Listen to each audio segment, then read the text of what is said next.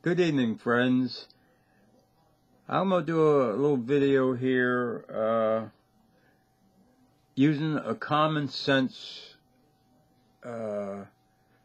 talk.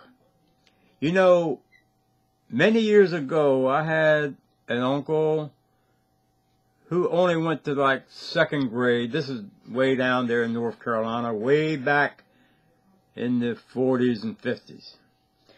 But anyway, in the late 50s, my uncle, I think he died at 50 years old. And he had no education, and he was a drinker. And I remember when I used to go down there to visit, he would always be talking about something, especially about politics. But I'll never forget the statement that he made to me. And it's still today so damn true. He said that religion and politics is a rich man's game and a poor man's argument. Now, those words should be written in stone. Because today, 2017, what is politics? It's a rich man's game, and poor people just sit around and argue about who is the best senator, who is the best congressman, and they argue about everything they do. Now, these poor people who put these people in office are sitting around arguing about it. Who is the best? And the people they sent there to be president or senator or whatever, what are they doing? They're going to the bank, counting their money, making their deposit, getting all they can out of the system. That's all they're doing. It's so corrupt in politics. It's pathetic. For example, the Clinton gang, they got so much power that they can commit any act of crime and get away with it. This tells you something about our society. Now, I've heard so many times where someone in politics was accused of stealing $1 million from the Democratic convention or the Republican convention or whatever. But you never hear of no one going to jail. No one ever goes to jail. Well, you know why no one goes to jail? Because the same ones who are doing the stealing are the ones who makes the laws or who has the duty to prosecute people who do things like that. Well, what do you think they're going to do? They're not going to prosecute their friends or even their own selves. They're not going to do that. So the politicians are in it for the money, and that's all. And poor people sit around and argue about it. Now, on the other hand, we have the religious aspect of it.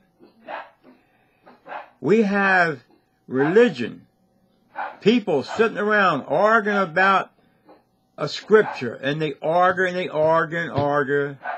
Where's the so-called leaders of these religions? Going to the bank, flying around in jet planes. See? It's all the same now. There's no difference between a politician or a religious group. There's no difference. The leaders of these religions, the Hines and the T.D. Jakeses and the Creflo Dollars and the Jesse Duplantises and all them Joel Osteen or whatever. You know what I'm talking about. All they do is go to the bank, write books, and they pay no taxes. See? Where the flock sits out there admiring these people, putting money in their buckets, writing out big checks, And when they go home, they'll sit around and argue about who the best minister is, or the best rip-off artist is. Who is this? What scripture they want to argue about. It's just a poor man's argument. That's all it is. Whereas the leaders of these religions are going to the bank. For example, the Watchtower or the Cult Tower. Same thing. All they do is keep 6 or 5 or 7 million, I don't know how many it is, people in bondage. They're going to the bank, buying properties and whatever they can with that money. Where those fools sit out there and keep writing checks to them. Sometimes you wonder, how can people let people just take their money and thank them? Thanking someone for taking your money. It's so heartbreaking, friends, to see people to have zeal for God and have these phony Pharisees and scribes at the Cult Tower taking people over. They're Pharisees and scribes from the top all the way to the bottom. The governing body on down to the little Pharisees and scribes out here in these kingdom halls, ruling over the people, having the people scared to ask a question, scared to think for themselves, afraid to think. They are afraid to think. They are afraid to read the Bible unless they have a Cult Tower magazine along with it. See, that's independent thinking or independent research if you do that. You will be disfellowshipped. Yes, religion and politics is a rich man's game and a poor man's argument. Anybody that can prove me wrong, please prove it. Please prove it. Now, there's another subject that I want to talk about. Is these here Cult Tower people, how they control people. You know, I don't know if you know about what's going on. For example, when older people get old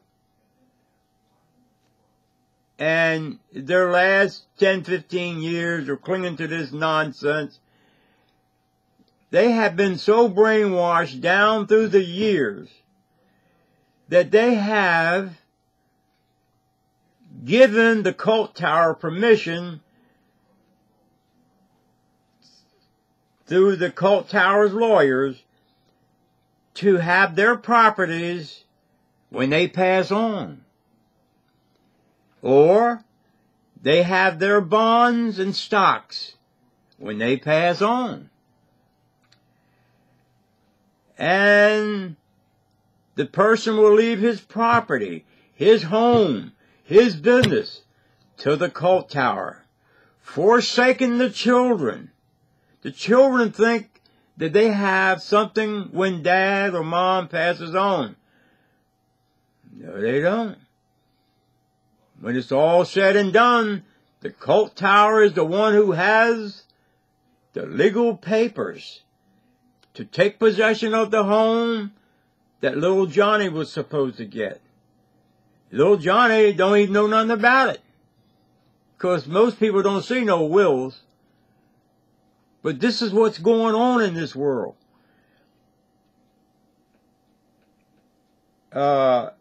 Even life insurance. People in the Cult Tower will die, and it may take $10,000 to bury them, and maybe the insurance is $100,000. The Cult Tower gets $90,000 of it. See? So their insurance is given to the Cult Tower. This is what's going on, friends. This is what's going on. Now, I know a lot of these people that believe in these cult tower people, they don't believe you when you tell them that. They don't even hear you. They're so brainwashed. It goes in this ear and right out the other ear. It's like a charade. You're talking to a stone wall when you talk to them. How can people get that much brainwashed? I wonder, how can it happen that you can forsake your children, your loved ones, money and property and insurances and retirement funds that you work for all your life? You give it to a cult and forsake your own flesh and blood. Shame on you. I don't care whether you're brainwashed or not. Shame on you. You are a damn disgrace.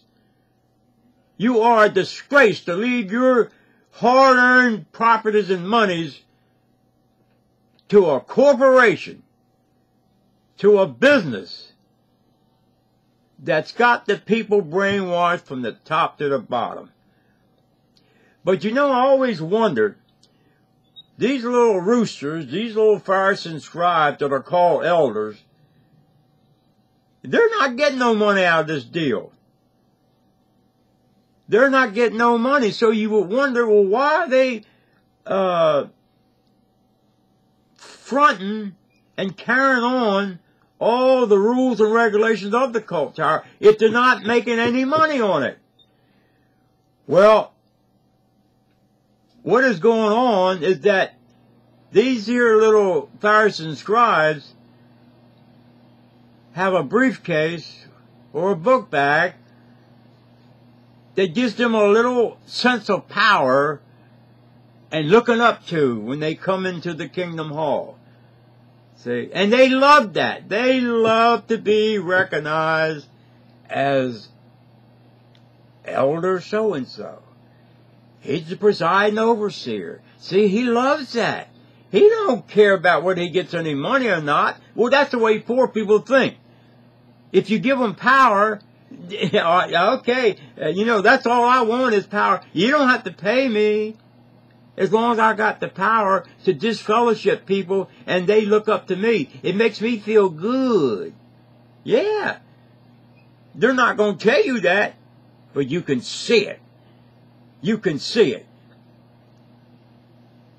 After hearing this talk, and you probably heard this mentioned before, take notice when you go to a kingdom hall and see how they walk around talking to the flock. And the flock, when they're talking, this is the way they do it. Yeah, yeah, brother, yeah, yeah. If Jehovah wills, this is what they do. See, they love that power. They don't have to make no money. Money's their least word, as long as they got the power. But friends, that's coming to an end. If anyone can see all these videos here on YouTube, all the proof that is flowing on YouTube, the cult tower days are numbered. They are numbered. It's just a matter of time. And their old saying is, it's just around the corner. Well, that same phrase is going to haunt them one day too. It's just around the corner. And when they talk about Armageddon, destroying all these worldly people, well, it might be their Armageddon, not the people of the world. It might be their Armageddon coming to haunt them now. Because something is going on in this world of cult tower. Something is going on. They're becoming meaner, harder. You take example like all this child molestation going on. You don't hear nothing from them. See? There's something wrong. There is something wrong. And we know, if you have any common sense at all, something is wrong. When they built this big charade up there in Warwick, they did that for a reason. Why would you build something like that and Armageddon is just around the corner? Could it be that all the 2,000-3,000 that's involved in this big ripoff is going to have this as their compound to retreat to now, selling all the properties, paying out all the molestation? They'll still have money, but they know their day is numbered. They know that. But as long as they got that big compound up in Warwick that they can go to and have their free medical care and their good living, their swimming pools and their tennis courts, they don't care. They don't care. The Kingdom Halls are closing all over the world. We know that. And they're telling every lie in the world to try to cover that up. See, a man, when he's fallen, he'll tell anything to get around it, to get out of the subject. That's what he'll do. They'll tell you, well, what we're doing, we're stabilizing, whereas we can have people in a certain area where we could all meet easier and blah, blah, blah. We're building more Kingdom Halls, though. But yet they're selling all they can. See? And there's another thing I want to touch on. They're selling all these Kingdom Halls. Now, who built those Kingdom Halls? The rank and file built them. See? Who paid for these Kingdom Halls? The rank and file paid for them. See? Who kept them up and cleaned them and made them a good sight in the neighborhood? The rank and file did. But they don't have the deed. See? The cult tower has the deed. Now, whose property is it? It's the cult tower. It's just like a car. It doesn't matter about anything about a car. It doesn't matter. Who has the title has the car. See? It doesn't matter how he got it. It doesn't matter. As long as his name is on that title, it's his car. And he didn't put a penny into it, maybe. I don't know. But he has the car because his name's on the title. Same way with the cult tower. If they got the deed in their name, it's their Kingdom Hall. They can sell it, put you out on the street, make you drive an hour or more to get to a meeting. They don't care. That's one thing that poor people's got to learn. Rich people don't care. They don't care about you. You got to learn that. They don't care a damn about you.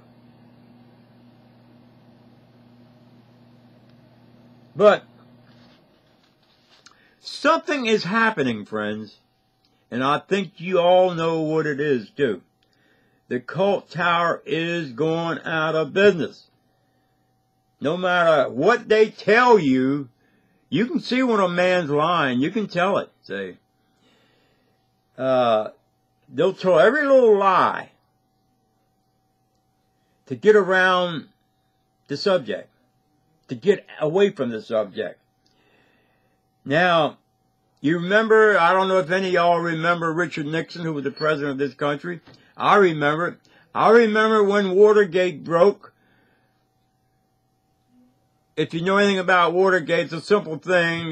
Nixon sent 3 agents into the Democratic headquarters, broke through the door, whatever, how they got in, and they were there to steal information on Ted Kennedy or any of the Kennedys so they could get some dirt on them. That's all. It wasn't no walking out with equipment and all. It was just some information they wanted. Well, you know, that information they wanted brought Nixon to his doom. And when the story broke, I think it took a year investigating that break-in. And I would never forget the time when Nixon came on television, when all this stuff was coming out on the news.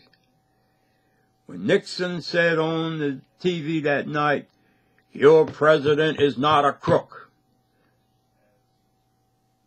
That's what he said. But we all know what the history books say. He was a crook. He was an evil man. I'll never forget one time when he's on one of his tapes he had, they found it. His statement was, "Here's what you do to your enemies." See, he was paranoid like the cult tower is. Everybody is an enemy to the cult tower. Apostates. But Nixon said, "Here's what you do to your enemies. You stick a screwdriver in their stomach and turn it to the right. Clockwise. That's how you do it. That's how you do your enemies." Now the cult tower, what they do is shun you, disfellowship you, prohibit your family from ever talking to you again if you leave them. This is what they do. They have their way of putting the screwdriver in your stomach and turning it to the right. They have their way of turning it too. And this is what they do. They take your families from you. See? Nixon has his, and the cult tower has theirs. I know all about Nixon, friends, because I lived it. I went through the whole year of this mess on TV investigation. You know, when this cult tower falls, I don't know if it'll be on news day in and day out. I don't know. It might not be because it's not like a government getting caught. But they're going to go down. There's no doubt about it. But when I say go down now, I don't mean going out like Nixon went. I mean going out of business as we know it today. As we know it today. It won't be big no more and people flocking to it, you know, like it's God's channel, and it ain't going to be that way. See, they're going to slowly but surely disintegrate, and they'll have their compound up in Warwick. And I think they'll think they're going to live happy ever after until they die or whatever. We don't know what lies down the road, but the cult tower is in trouble, friends. And I feel so sorry. And then sometimes I don't feel sorry for all these people who belong to it. It's going to be a terrible mental cruelty thing for them to go through. See? That's mental cruelty when you've got to find out all of a sudden what you believed for 20, 30, 40, 50, or 60 years is nothing but a flim-flam. That's hard to take. You put your whole life into it. And yet, you find out all this racket that went on and you were part of it and you didn't even know it. You heard rumors, yeah, but you quietly just looked the other way. Pretended that it wasn't real. Oh, that's some apostates talking about child molestation. Our brothers wouldn't do nothing like that. Or if they see something on national ABC or NBC or whatever, a flash on the news about some witness getting caught doing something, they'll change channel. They'll change channel. it works for them too. They change the channel. In other words, it don't exist if I change the channel. Now, we're all guilty of things like that. I know I'm guilty of it. I used to watch Columbo and In the Heat of the Night on the same channel. But now, about every 15 minutes, they're coming advertising on TV about sending donations in to help dogs and cats that are being homeless, wandering the streets, and how they're kept chained up by these here brutal owners, which is the scum of the earth as far as I'm concerned. Now, I turn the channel. I get my remote and I flick it. I don't want to see that. I don't want to see it, friends. I do it because I start crying. That's what I'll do. I start crying when I see how those poor dogs are chained up and nobody cares.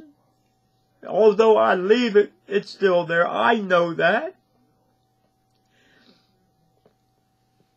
Excuse me, friends, with this, but I'm a little pro dogs, and I get that way. But before I close this video, friends, I did lose my wife to Alzheimer's disease 5 days ago, and I thank all the friends out there who prayed for me and my wife. It was a horrible 7 months, friend, that we went through, and she eventually passed. It was only 7 months she had this, but I lost her, and I had her cremated, and I'm going up to pick the urn up Monday, and I'm going to bring it back home and put it where I can always be with her. Friends, it's devastating when you lose a loved one. It is. We were married for 61 years. 61 years. And I want to thank all y'all who prayed for our problem. God bless all y'all. You've been dear friends. But friends, I'm going to close this video, and I'm going to come back with some more after this as soon as I can get my hurt down about this whole thing that happened. It's been devastating. For example, I had a little Dachshund dog that I loved dearly, and he had Lyme disease, and it destroyed his muscles and things. He couldn't walk, and I kept him for 2 years like that. All he did was lay there, but I didn't want to put him to sleep. It was not in my heart. But I fed him, and I washed him, and took care of him. But you know, when my wife broke down with her disease, Bo, that was his name, he passed one day when I came back from the hospital. He was laying there, and I knew he was dead. I knew it. But I thank God that he was dead, because it was getting worse. I could see it. He had matter in his eyes, you know, and I took him out and buried him under the evergreen tree. And then I lost my wife 5 weeks later.